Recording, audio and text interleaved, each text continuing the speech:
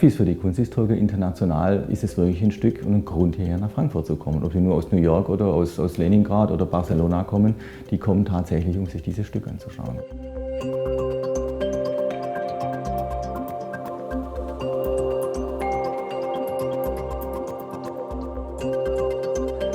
Der Rimini-Altar steht eigentlich im Liebighaus, ausgestellt. Doch jetzt ist das einzigartige Werk aus dem 15. Jahrhundert buchstäblich in den Händen von Harald Theis, Chefrestaurator im Frankfurter Liebighaus. Das Werk muss restauriert werden. Risse, Ausbrüche, Verfärbungen, Schmutz.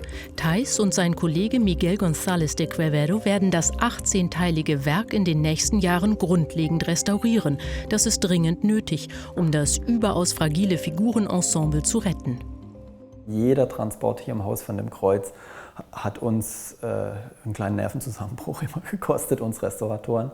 Deshalb haben wir uns entschlossen, dann auch unser Hauptstück auch mal anzugehen, dass es wirklich so präsentiert wird, wie es ursprünglich dann auch mal gewesen ist und dass wir es auch besser handeln können. Bestandsaufnahme.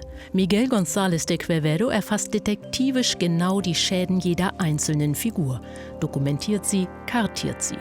Dieses Werk stellt die Restauratoren vor eine große Herausforderung. Der Rimini-Altar ist nämlich aus Alabaster.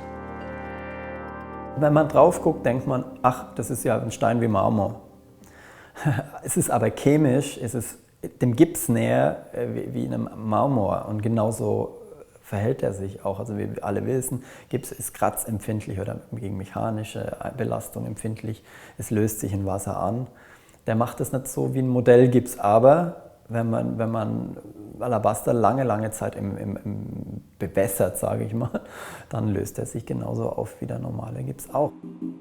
Zunächst einmal muss der Schmutz abgenommen werden. Weil Alabaster so empfindlich ist, testen Theis und sein Kollege verschiedene Methoden. Also wir haben einfach wenig Erfahrungswerte mit diesem Material. Die wenigen, die wir haben, die sammeln wir jetzt. Und aus den Erkenntnissen entwickeln wir neuere mit vielen Testreihen. Also wir probieren ganz viel aus. Ich habe deshalb auch einen Kollegen aus Spanien. Die Spanier haben sehr viel Erfahrung mit diesem Material, weil es dort einfach so viele Objekte noch gibt aus diesem Material. Und wir entwickeln quasi für das Stück jetzt ein eigenes Behandlungskonzept. Unter Schwarzlicht können die Restauratoren den tiefsitzenden Schmutz erkennen und frühere Restaurierungsarbeiten sichtbar machen. Die nachmodellierte Nase des Johannes etwa. Für die Entfernung des hartnäckigen, an der Oberfläche angesammelten Schmutzes verwenden die beiden Experten nun erstmals einen Laser. Sie sind damit die ersten, die diesen sogenannten YAG-Laser auf Alabaster anwenden. Diese Laser sind mittlerweile so feinteilig und so weit ausentwickelt, speziell auch für restauratorische Bedürfnisse, dass wir da ein ganz weites Spektrum auch haben. Es gibt Sachen, wo ich sage, okay, das geht mit Laser überhaupt nicht, das ist kein Allheilmittel. Aber bestimmte Dinge, wenn es dann funktioniert, ist es manchmal wirklich das Mittel der Wahl. Hier im Schnelldurchgang zeigt sich, wie gründlich der Laser arbeitet. Schmutzkrusten und sogar auf dem Objekt vorhandene Filzstiftspuren lassen sich entfernen.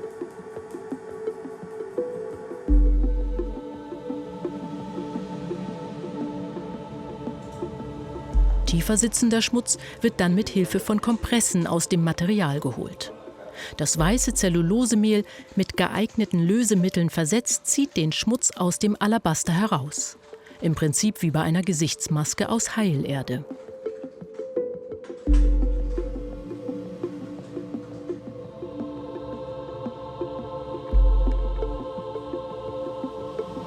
Drei Figuren im Vergleich.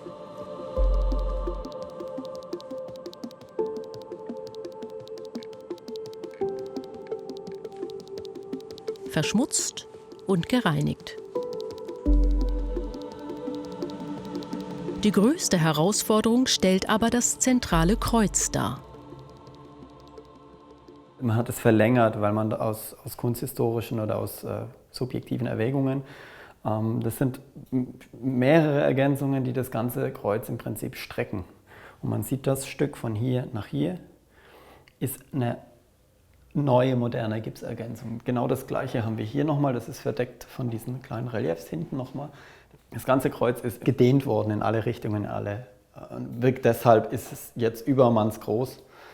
Wenn man alte Aufnahmen anschaut von vor 1967, dann sieht man, dass das eigentlich alles viel kleiner war oder viel gedrungener wirkte.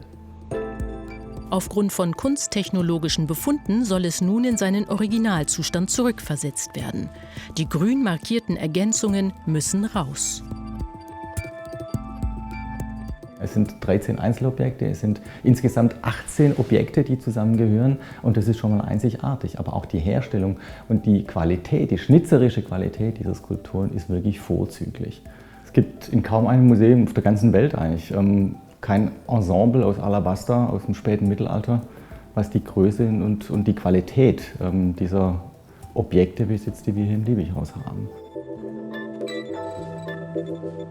Und genau darum wird der Rimini-Altar jetzt restauriert, in den kommenden Jahren.